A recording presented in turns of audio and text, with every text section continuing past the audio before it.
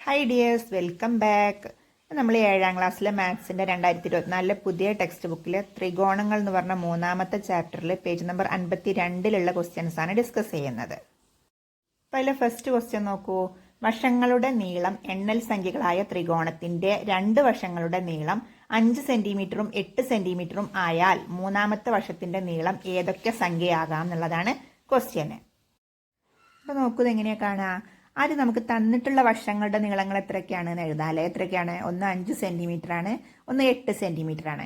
ഇതിൽ ഏതാണ് വലിയ വശം എന്ന് തന്നിട്ടില്ല. അതുകൊണ്ട് തന്നെ ഇനി വരുന്ന വശമാവാം ഒരു പക്ഷേ വലുത്, അതല്ലെങ്കിൽ ഈ 8 സെന്റിമീറ്റർ ആവാം. 8 സെന്റിമീറ്റർ ആണെങ്കിൽ അടുത്ത വശം എന്ന് പറഞ്ഞത് 8 സെന്റിമീറ്ററിൽ താഴെയായിരിക്കും. അതല്ല, ഇനി നമ്മൾ കാണാനുള്ള വശമാണ് വലുതെങ്കിൽ എത്രയായിരിക്കും? അത് രണ്ടും കൂടെ കൂട്ടിയാൽ, അതായത് തന്നിട്ടുള്ള 2 വശങ്ങളും കൂടെ കൂട്ടിയിട്ട് അതിന് താഴെയായിരിക്കും അല്ലേ. നമുക്കറിയാം 3 വശങ്ങൾ തന്നാൽ അതിൽ ഏതെങ്കിലും 2 വശങ്ങൾ കൂട്ടിയാൽ 3ാമത്തെ വശത്തിനേക്കാളും കൂടുതലായിരിക്കും അല്ലേ. അപ്പം നമുക്ക് എങ്ങനെ എഴുതാം? 3ാമത്തെ വശം എന്ന് പറയുന്നത് ചെറുതാണ്. ഏതിനേക്കാളും? 5ഉം 8ഉം കൂടെ കൂട്ടിയതിനേക്കാളും ചെറുതായിരിക്കും എന്ന് എഴുതാൻ പറ്റില്ല. 5ഉം 8ഉം കൂടെ കൂട്ടിയാൽ എത്രയാണ്? 13. അപ്പൊ എന്തായാലും എന്താണത്? 13നേക്കാൾ ചെറുതായിരിക്കും. വശങ്ങളുടെ നീളങ്ങളൊക്കെ എണ്ണൽ സംഖ്യകളാണെന്ന് പറഞ്ഞിട്ടുണ്ട്. അപ്പൊ 13ന്റെ താഴെയുള്ള എല്ലാ എണ്ണൽ സംഖ്യകളും പിന്നെ കൊണ്ട് ഈ ത്രികോണം നിർമ്മിക്കാൻ പറ്റുമോ? ഇല്ല അല്ലേ. അതായത് 8ന്ന് 5 കുറച്ചത്, അതായത് 3നേക്കാളും കൂടുതലാവും വേണം, 13നേക്കാളും കുറവാവും വേണം. എന്നാലേ അതുകൊണ്ട് നമുക്ക് ത്രികോണം നിർമ്മിക്കാൻ പറ്റുള്ളൂ. കാരണം എന്താണ്? നമ്മൾ 3 തന്നെയാണ് എടുത്തതെന്ന് വിചാരിക്കുക. 3 ആണെങ്കിൽ 3, 5, 8 അങ്ങനെയല്ലേ വശങ്ങൾ വരുന്നത്. 3ഉം 5ഉം കൂടെ കൂട്ടിയാൽ എത്രയാണ്? 8 അല്ലേ വരുന്നുള്ളൂ. അപ്പോൾ 3ാമത്തെ വശത്തിന്റെ അത്രേ വരുന്നുള്ളൂ. ഈക്വൽ ആയാലും നമുക്ക് ത്രികോണം നിർമ്മിക്കാൻ പറ്റുമോ? ഇല്ല. നമുക്ക് 3ാമത്തെ വശത്തിനേക്കാളും കൂടുതലാവണം മറ്റു 2 വശങ്ങളുടെ തുക എന്ന് പറഞ്ഞിട്ടുണ്ട്. അതുകൊണ്ട് തന്നെ പിന്നെ നമുക്ക് 3ൽ കൂടുതലാവുകയും വേണം, പിന്നെ 13ൽ കുറവാവും വേണം. അപ്പോൾ ഏതൊക്കെയാണ് സംഖ്യകൾ? എണ്ണൽ സംഖ്യകളാണെന്ന് പറഞ്ഞുകൊണ്ട് തന്നെ 3ൽ കൂടുതലും 13ൽ കുറവുള്ള എണ്ണൽ സംഖ്യകൾ എന്ന് പറയുമ്പോൾ 4, 5, 6, 7, 8, 9, 10, 11, 12 വരെയാണ് അല്ലേ ഉണ്ടാവുക. അപ്പോൾ നോക്കൂ, വശങ്ങളുടെ നീളം എണ്ണൽ സംഖ്യകളായിട്ടുള്ള ഒരു ത്രികോണത്തിന്റെ ഒരു വശം 5ഉം ഒരു വശം 8ഉം സെന്റിമീറ്റർ വീതമാണെങ്കിൽ 3ാമത്തെ വശം എന്ന് പറഞ്ഞത് 4 മുതൽ 12 വരെയുള്ള ഏതെങ്കിലും ഒരു എണ്ണൽ സംഖ്യ ആയിരിക്കും. ഇനി നമുക്കിതിലെ അടുത്ത ക്വസ്റ്റ്യൻ നോക്കാം. വശങ്ങളുടെ നീളം എണ്ണൽ സംഖ്യകളായ ഒരു ത്രികോണത്തിന്റെ 2 വശങ്ങളുടെ നീളം 1 സെന്റിമീറ്ററും 99 സെന്റിമീറ്ററും ആണ്. 3ാമത്തെ വശത്തിന്റെ നീളം എത്രയാണെന്നാണ് ചോദിച്ചിട്ടുള്ളത്. അപ്പൊ നോക്കൂ, ആദ്യം നമുക്ക് തന്നിട്ടുള്ള വശങ്ങളുടെ നീളങ്ങൾ എഴുതാം അല്ലെ. എന്താണ്? 1 സെന്റിമീറ്ററും 99 സെന്റിമീറ്ററും ആണ്. ഇനി 3ാമത്തെ വശമാണ് നമ്മൾ കണ്ടുപിടിക്കേണ്ടത്. ഇതിൽ വലുത് ഏതാണെന്ന് തന്നിട്ടില്ല. അഥവാ 99 ആണെങ്കിലും ഇനി അതല്ലെങ്കിലും എങ്ങനെയാ നമ്മൾ കാണേണ്ടത്? ആ 2 വശങ്ങൾ കൂട്ടുക, എന്നിട്ട് അതിനേക്കാളും കുറവായിരിക്കും എന്ത്? 3ാമത്തെ വശം അല്ലെ. അതല്ലെങ്കിൽ 99 ആണ് വലുതെങ്കിൽ എന്തായിരിക്കും? ആ 99നേക്കാളും ചെറുതായിരിക്കും. ഇതെന്ത് ചെയ്താൽ മതി? നമുക്ക് അത് അറിയാത്തത് കൊണ്ട് തന്നെ അത് രണ്ടും കൂടി കൂട്ടിയിട്ട് അതിനേക്കാളും ചെറുതാണ് എന്ന് എഴുതാൻ പറ്റും. അപ്പൊ നോക്കൂ, 3ാമത്തെ വശം അങ്ങനെയാണെങ്കിൽ എത്രയായിരിക്കും? 1 + 99 അല്ലെ. അതായത് 100നേക്കാളും ചെറുതായിരിക്കും 3ാമത്തെ വശം എന്ന് പറയുന്നത്. 100നേക്കാളും ചെറിയ എല്ലാ സംഖ്യ കൊണ്ടും നമുക്ക് ത്രികോണം നിർമ്മിക്കാൻ പറ്റുമോ? ഇല്ല അല്ലെ. 99ന്ന് 1 കുറച്ചതിനേക്കാളും വലുതുമായിരിക്കും, 99ക്ക് 1 കൂട്ടിയതിനേക്കാളും ചെറുതുമായിരിക്കും 3ാമത്തെ വശം എന്ന് പറഞ്ഞത്. 99ന്ന് 1 കുറക്കുക എന്ന് പറഞ്ഞാൽ എത്രയാണ്? 98നേക്കാളും വലുതും 100നേക്കാളും ചെറുതുമായിട്ടുള്ള എണ്ണൽ സംഖ്യ ഏതാണ്? 99 അല്ലേ. അപ്പം 3ാമത്തെ വശം എത്രയായിരിക്കും? 99 എന്ന് മാത്രമേ പറ്റുള്ളൂ. അപ്പോൾ സപ്പോസ് നമ്മൾ 98 എന്നൊരു വശം എടുത്തു എന്ന് വിചാരിക്കുക. അപ്പം നമുക്ക് ആ ത്രികോണം പൂർത്തിയാക്കാൻ പറ്റുമോ? ഇല്ല അല്ലേ. എന്താ കാരണം? നമുക്കറിയാം 2 വശങ്ങൾ കൂട്ടിയാൽ 3ാമത്തെ വശത്തിനേക്കാളും കൂടുതൽ കിട്ടണം. ഇപ്പൊ നോക്കൂ, ഇതിൽ 98ഉം 1ഉം കൂടെ കൂട്ടിയാൽ 99നേക്കാളും കൂടുതൽ കിട്ടുമോ? ഇല്ല. അതുകൊണ്ട് തന്നെ നമുക്ക് ആ ഒരു ത്രികോണം പൂർത്തിയാക്കാൻ പറ്റില്ല. അപ്പൊ നമുക്ക് ഈ ഒരു ത്രികോണത്തിൽ, അതായത് 1 സെന്റിമീറ്ററും 99 സെന്റിമീറ്ററും തന്നു കഴിഞ്ഞാൽ 99 മാത്രമാണ് 3ാമത്തെ വശമായിട്ട് എടുക്കാൻ പറ്റുള്ളൂ.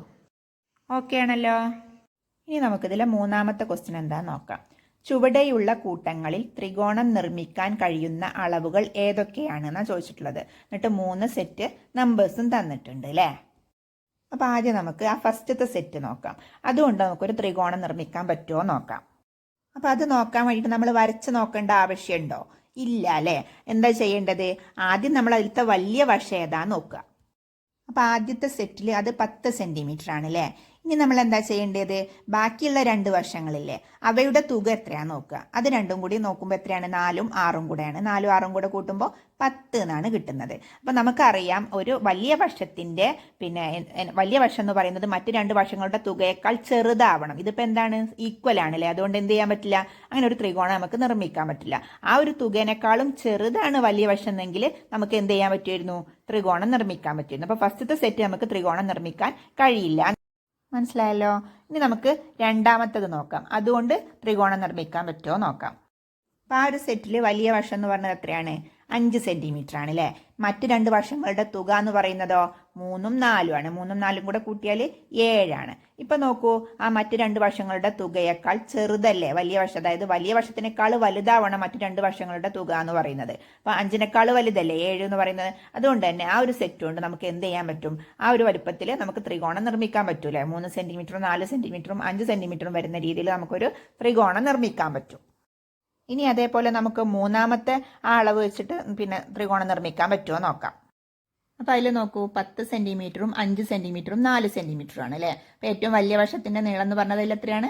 10 സെന്റിമീറ്റർ ആണ്. ഇനി ബാക്കിയുള്ള 2 വശങ്ങളുടെ തുക എത്രയാണ്? 5ഉം 4ഉം അല്ലേ. 5ഉം 4ഉം കൂടെ കൂട്ടുമ്പോൾ 9 ആണ്. അപ്പോൾ അത് 10നേക്കാൾ വലുതാണോ? അല്ല, 10നേക്കാൾ ചെറുതാണ് അല്ലേ. അതുകൊണ്ട് തന്നെ എന്ത് ചെയ്യാൻ പറ്റില്ല? അവിടെ ഒരു ത്രികോണം നിർമ്മിക്കാൻ കഴിയില്ല. വലിയ വശത്തിനേക്കാളും തുകയാണ് കൂടുതൽ വേണ്ടത്. മറ്റു 2 വശങ്ങളുടെ തുകയാണ് കൂടുതൽ വേണ്ടത്. ഇവിടെ വലിയ വശമാണ് കൂടുതൽ വന്നിട്ടുള്ളത്. അതുകൊണ്ട് തന്നെ നമുക്ക് എന്ത് ചെയ്യാൻ പറ്റില്ല? ഈ അളവിലൊരു ത്രികോണം നിർമ്മിക്കാൻ സാധിക്കില്ല. അപ്പൊ ഏത് സെറ്റാണ്? ഇപ്പൊ ഈ 3 സെറ്റിൽ ഏതാണ് നമുക്ക് ത്രികോണം നിർമ്മിക്കാൻ പറ്റുമെന്ന് പറഞ്ഞത്? രണ്ടാമത്തതാണ് അല്ലേ. 3 സെന്റിമീറ്റർ 4 സെന്റിമീറ്റർ 5 സെന്റിമീറ്റർ വരുന്ന ആ ഒരു അളവിലാണ് നമുക്ക് ത്രികോണം നിർമ്മിക്കാൻ പറ്റുള്ളൂ. ഓക്കെ ആണല്ലോ. ഇനി നമുക്ക് അടുത്ത ക്വസ്റ്റ്യൻ നോക്കാം. അപ്പോൾ നോക്കൂ, നാലാമത്തെ ക്വസ്റ്റ്യൻ എന്താണ്? ഈ ചിത്രങ്ങൾ വരയ്ക്കാമോ എന്നാ ചോദിച്ചിട്ടുള്ളത്. എന്നിട്ട് 2 ചിത്രങ്ങൾ തന്നിട്ടുണ്ട്. അപ്പോൾ നോക്കൂ, അത് വരയ്ക്കാനായിട്ട് ആ ഫസ്റ്റത്തെ ചിത്രത്തിൽ ഏതൊക്കെ അളവുകളാണ് നമുക്ക് തന്നിട്ടുള്ളത്? ഒരു ചെറിയൊരു ചുവപ്പ് കളറിലൊരു സമചതുരം തന്നിട്ടുണ്ടല്ലേ. അതിൻ്റെ 4 സെന്റിമീറ്റർ ആണ് സൈഡിൻ്റെ നീളം എന്നാണ് എനിക്ക് തോന്നുന്നത്. ഇനി 1 സെന്റിമീറ്റർ ആണോ എന്നറിയില്ല.